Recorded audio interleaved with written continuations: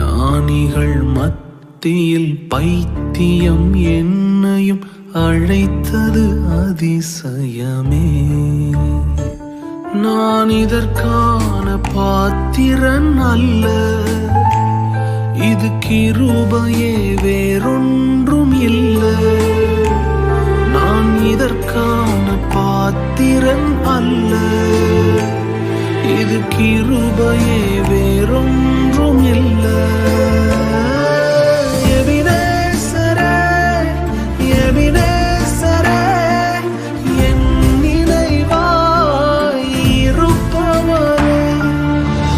ஞானிகள் மத்தியில் பைத்தியம் என்னையும் அழைத்தது அதிசயமே. நான் இதற்கான பாத்திரன் அல்ல, இது கிரு